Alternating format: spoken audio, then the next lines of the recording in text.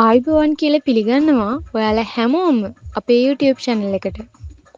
අදත් වෙනද වගේම රැකියාවක් හොයන ඔබට, රැකියාවක් අපේක්ෂා කරන ඔබට අලුත් වීඩියෝ එකක් අරගෙන තමයි අද අපි මෙහෙම එකතු වෙන්නේ. අද අපි කතා කරන්න යන්නේ ශ්‍රී ලංකාවේ අංක 1 බැංකුවක් වන ලංකා බැංකුවේ ඇති පුරප්පාඩු තනතුරු පිළිබඳවයි. ඉතින් වීඩියෝ එකට යන්න කලින් මතක් කරනවා අපිව subscribe කරලා නැත්නම් දැන්ම subscribe කරන්න. ඒ වගේම bell icon එක click කරන්න අමතක කරන්නත් එපා. ශ්‍රී ලංකාවේ අංක 1 බැංකුව හා එක්ව ශක්තිමත් වෘත්තියක් ආරම්භ කරන්න ඔබත් සූදානම්ද? අභ්‍යාසලාභී මාණ්ඩලික සහකාර සුදුසුකම් අපස සාපෙළ විභාගයේදී මව්බස ගණිතය සහ ඉංග්‍රීසි භාෂාව ඇතුළුව විෂයන් 5කට සම්මාන සාමාර්ථ සහිතව එක්වරකදී විෂයන් 6කින් සමත් වී තිබීම.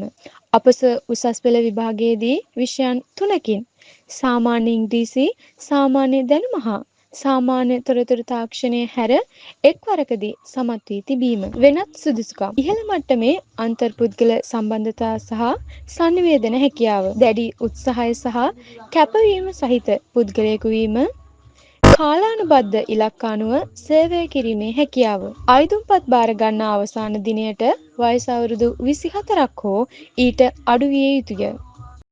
නියමයන් හා කොන්දේසි පුහුණු කාල සීමාව වසර 2ක් වන අතර මෙම පුහුණු කාලය තුළ මාසික දීමනාවක් පළමු වසර සඳහා මාසකට රුපියල් 55000ක්ද, දෙවන වසර සඳහා මාසකට රුපියල් 70000ක්ද ගෙවනු ලැබේ.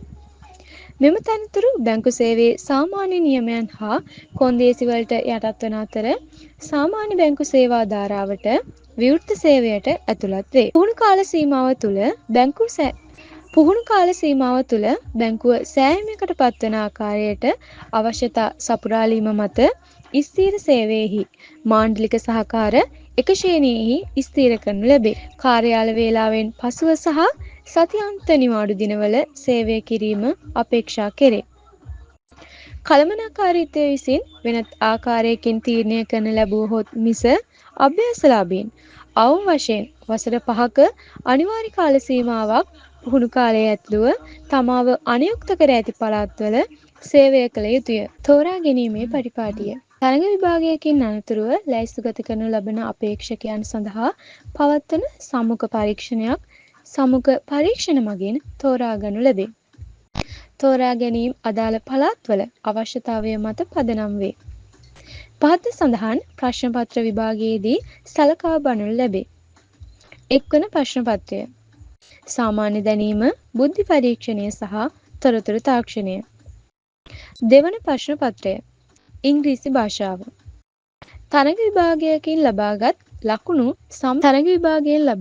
ලකුණු සම්මුඛ පරීක්ෂණය සඳහා අපේක්ෂකයන් ලැයිස්තුගත කිරීම සඳහා පමණක් භාවිතා කරනු ලැබේ.